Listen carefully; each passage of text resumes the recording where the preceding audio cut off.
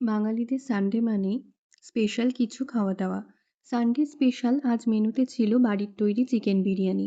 বাইরে যতই বিরিয়ানি খাই না কেন, মন ভরে না যতক্ষণ না বাড়িতে বানিয়ে খাই। চিকেন বিরিয়ানি বানানোর জন্যে আমি প্রথমেই যেটা করি সেটা হলো একটা হোমমেড বিরিয়ানি মশলা বানিয়ে নিই। গোটা গরম মশলা, সাথে জায়ফল, জয়িত্রী, শুকনো লঙ্কা, গোলমরিচ, জিরে সব দিয়ে কিছুক্ষণ শুকনো খোলায় ভেজে মিক্সার গ্রাইন্ডারে গুঁড়ো করে নিলেই তৈরি হোমমেড বিরিয়ানি মশলা।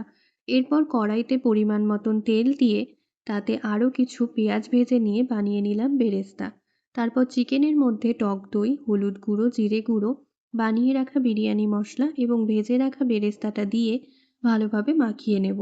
এরপর ওই মাখিয়ে রাখা চিকেনটাতে একটু সর্ষের তেল, পরিমাণ মতন আদা, রসুন, লঙ্কার পেস্ট দিয়ে আরও একবার ভালোভাবে মেখে ওপর থেকে ২-৩ ফোঁটা মিঠা আতর দিয়ে আধ ঘন্টার জন্যে রেখে দেব। এরপর বিরিয়ানির চালটাকে ভালো মতন ধুয়ে ১ ঘন্টার জন্যে ভিজিয়ে রেখে দেব। আর এদিকে দুধের মধ্যে কেশর দিয়ে মিক্স করে রেখে দেব যাতে কালারটা ভালো আসে।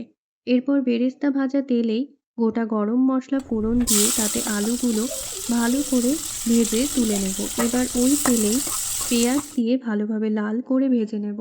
পেঁয়াজটা ভাজা হয়ে গেলেই ওর মধ্যে দিয়ে দেব ম্যারিনেট করা চিকেনটা, আর দিয়ে দেব সামান্য একটু জল।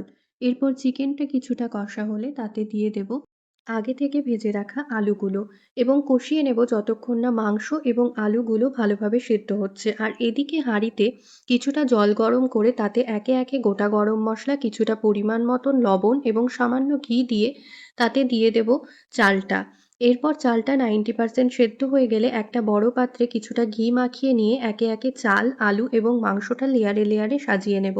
প্রথমেই ঘিটা মাখিয়ে নিয়ে তাতে কিছুটা ভাত দিয়ে আলু এবং কয়েকটা আলু বোখরা দিয়ে তারপর আবার কিছুটা ভাত দিয়ে মাংসগুলো দিয়ে দেব এবং সবশেষে ভাতের ওপর বাকি থাকা বেরেস্তা, কেশর এবং দুধের মিশ্রণ, গোলাপ জল এবং আরও ২-৩ ফোঁটা মিঠা আতর দিয়ে দমে রাখবো ২৫ থেকে ৩০ মিনিট মতন। তাহলেই রেডি হয়ে যাবে খুব সুস্বাদু এবং রেস্টুরেন্ট স্টাইল চিকেন বিরিয়ানি।